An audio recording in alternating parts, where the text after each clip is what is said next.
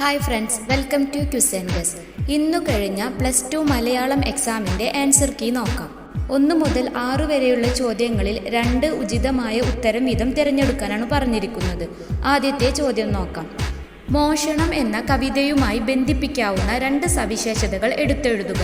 ഇതിൻ്റെ ഉത്തരം വരുന്നത് ആക്ഷേപഹാസ്യ രൂപത്തിൽ സാമൂഹിക വിമർശനം നിർവഹിക്കുന്നു, നാടകീയതവും നർമ്മവും ചേർന്ന് വരുന്ന രചനാരീതി.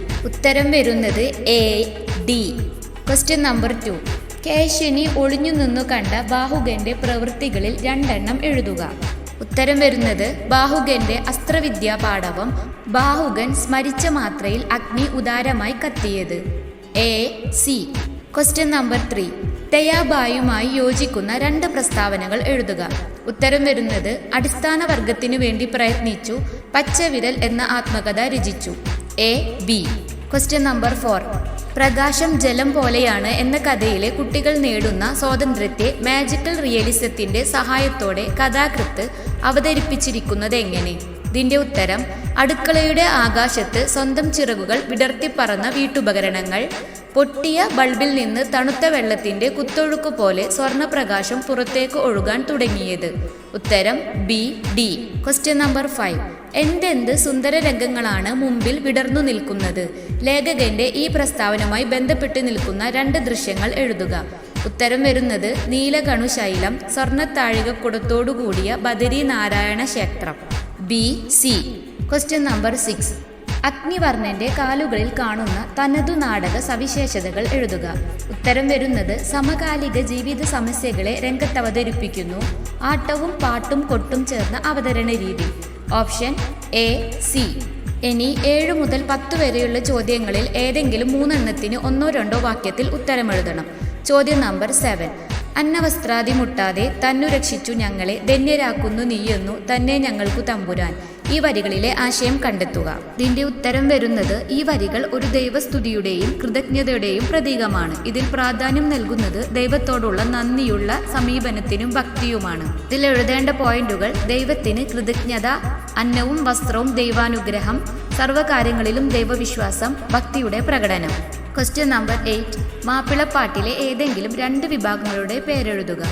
മാപ്പിളപ്പാട്ടിലെ 2 പ്രധാന വിഭാഗങ്ങൾ: ഖസീദ, ഇത് ഭക്തിപ്രധാനമായ പാട്ടുകൾ, വിശ്വാസപരമായ ഉദ്ദേശത്തോടെ എഴുതപ്പെടുന്നവ.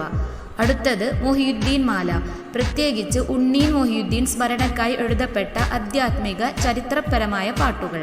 ഇതുകൂടാതെ മാപ്പിളപ്പാട്ടിൽ പ്രേമഗീതങ്ങൾ, ചരിത്രഗാനങ്ങൾ, പ്രസംഗപ്പാട്ടുകൾ തുടങ്ങിയ അനേകം വിഭാഗങ്ങളുണ്ട്. Question number 9.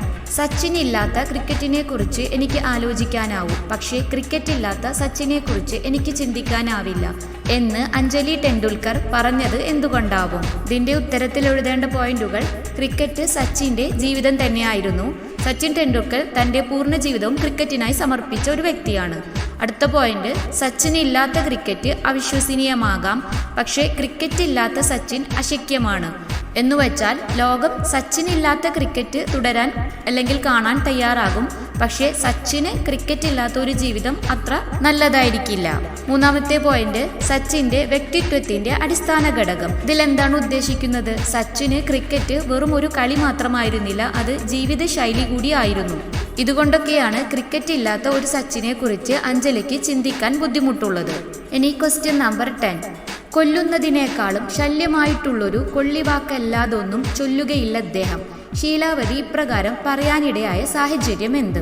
ഇതിന്റെ ഉത്തരം വരുന്നത് ഈ വാക്കുകളിൽ അടങ്ങിയിരിക്കുന്നത് ഒരു ആഴത്തിലുള്ള സാമൂഹിക സാഹചര്യത്തിൽ നിന്നാണ്. ഒരു വ്യക്തി നേരിടുന്ന മാനസിക പീഡനത്തിന്റെയും ആത്മീയ സംഘർഷത്തിന്റെയും ഭാരമാണ് ഈ വരികളിൽ കാണുന്നത്. ചിലയിടങ്ങളിൽ മരണത്തേക്കാൾ വേദനാജനകമാണ് മാനസിക പീഡനം. അതിനാൽ ശീലാവതി ഈ വാക്കുകൾ ഉച്ചരിക്കാൻ ഇടയായത് അവളുടെ ആന്തരിക വേദനയുടെ പ്രകടനമായിരിക്കാം. ഇതിൽ എഴുതേണ്ട പോയിന്റുകൾ: വാക്കുകളുടെ ആഘാതം, അനുഭവിച്ച ദുരിതം, ആകെയുള്ള സംഘർഷം. ആദ്യത്തെ 10 ചോദ്യത്തിന്റെ ഉത്തരങ്ങളാണ് ഈ വീഡിയോയിൽ ഉൾക്കൊള്ളിച്ചത്. ഇതിന്റെ പാർട്ട് 2 വേണമെങ്കിൽ കമന്റ് ചെയ്യൂ. വീഡിയോ നിങ്ങൾക്ക് ഉപകാരപ്പെട്ടെങ്കിൽ ചാനൽ സബ്സ്ക്രൈബ് ചെയ്യൂ, നിങ്ങളുടെ കൂട്ടുകാർക്ക് ഷെയർ ചെയ്യൂ. Thanks for watching.